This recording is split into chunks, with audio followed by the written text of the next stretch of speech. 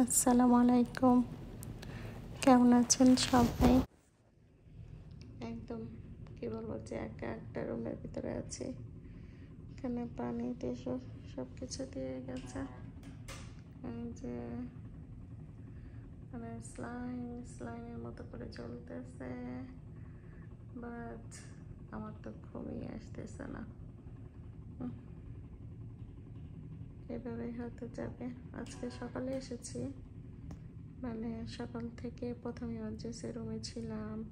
ওরা অনেক টেস্ট করিয়েছে, তো জানি না কি হয়। সবাই আমার জন্য দোয়া করবেন। এখন তো এত টেস্ট, আল্ট্রাসনো, সিটি, এখন আবার MRIও করাবে। বাট এখন তো 1:30 বাজে, কখন যে ওরা নিয়ে যাবে জানি না। আর চোখে তো একটুও ঘুম আসে না। এত হার্টবিট বাড়া, সব কিছু বাড়া, বাট আমার একটু ঘুম আসতেছে না। তাই কি করব, ভিডিওটা অন করলাম।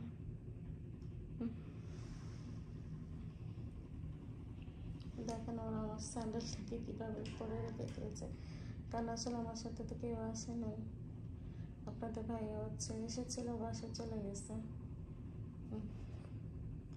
প্রথম তো ইমার্জেন্সি রুমে ছিলাম, তারপরে ওরা হচ্ছে রুমে নিয়ে এসেছে।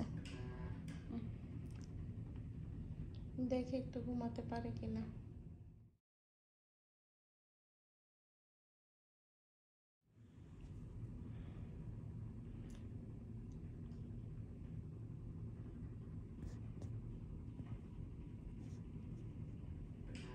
এখন বাজতেছে রাত 2:30। এখন আমার চোখে ঘুম নাই, একটু ঘুম আসতেছে না, ভালোও লাগতেছে না। মনে হচ্ছে যে যদি একটু ঘুমাতে পারতাম। দেখেন চারিদিকে অন্ধকার হয়ে গেছে, রাত, বাট আমার তো স্লাইড এখনো মানে চলতেছে মেশিন দিয়ে, তারপর হচ্ছে স্লাইডে যাইতেছে। যে শুয়ে আছি, একটু ভালো লাগতেছে না। ওদেরকে বললাম যে আমার ঘুমটা না আসে না। এই অবস্থা।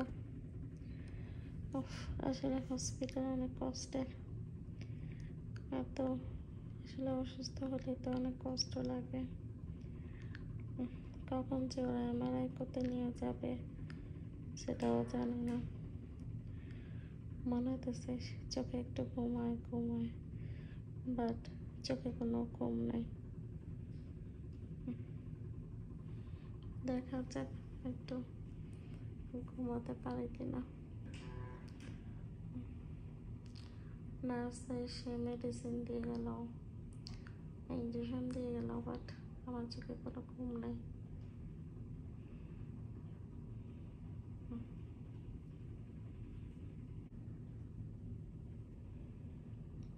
এখন বাজছে ঠিক 4:30।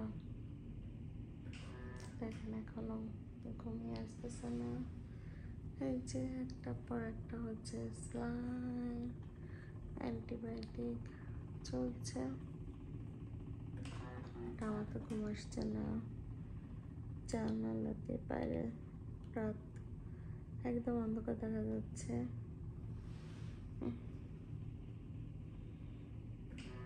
আর আমি তো এই যে শুয়ে আছি, বাট ঘুম আসতেছে না, ভালো লাগতেছে না।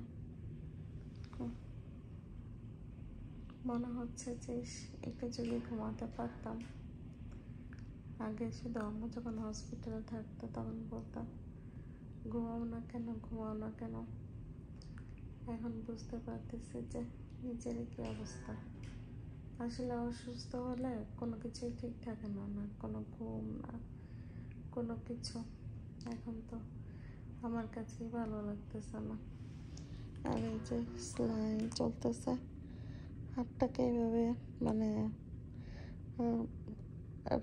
মানে এভাবে রাখতে এত কষ্ট হচ্ছে, কি বলবো।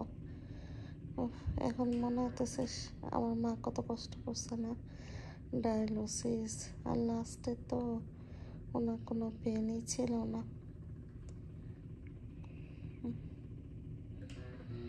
সবাই আমার আম্মুর জন্য দোয়া করবেন, আল্লাহ যাতে আম্মুকে ভালো রাখে, জান্নাতবাসী করে। স্লাইন চলতেছে, হাতে ভেবে রাখছে না, আর মনে হচ্ছে আমি ঘুমাতে পারি না। হাতটা যদি একটু নাড়াই তাহলে দেখা যায় যে অ্যান্টিবায়োটিকগুলো যায় না, চলে না।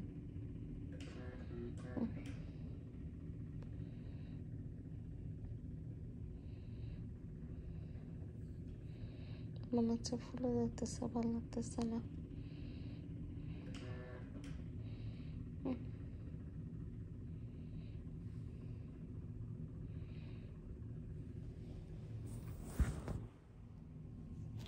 এখন হচ্ছে 4টা বাজতেছে, 4টা বাজে, ঘুম আসতেছে না। আর অনেক ব্লাড নিয়ে গেল,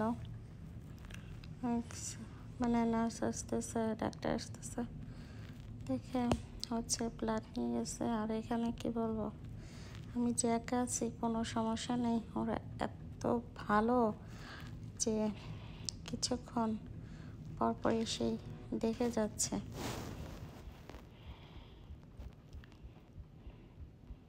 এটাই হচ্ছে যে সবচেয়ে ভালো লাগতেছে, যে অন্ধকার হয়েছে। আমার এখানে স্লাইন দিয়ে রাখছে, আর হচ্ছে আমাকে তো আজকে সকাল থেকে মানে মুখে কোনো খাবার দেয়নি, জাস্ট একটু পানি হচ্ছে। হাতটা আর ভালো লাগতেছে না। একসাথে এত, যতক্ষণ ইমার্জেন্সিতে ছিলাম ততক্ষণ শুধু ইঞ্জেকশন, স্লাইন, কত যে ব্লাড নিল আজকে প্রচুর পরিমাণে। আর হচ্ছে আমার হচ্ছে হার্টবিটও বেড়ে গিয়েছিল, সেজন্য হচ্ছে আরও বেশি পরিমাণে হচ্ছে ব্লাড অ্যান্ড এভরিথিং নিল। ভালো লাগতেছে না।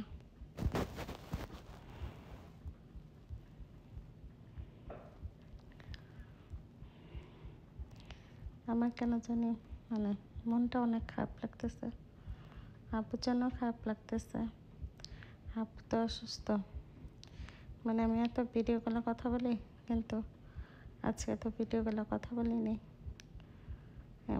দেখা যেত যে কখনই আব্বুকে ফোন দিতাম, কথা বলতাম, কিন্তু আব্বু যেহেতু অনেক অসুস্থ, সেহেতু তো ওনাকে জানানো যাবে না।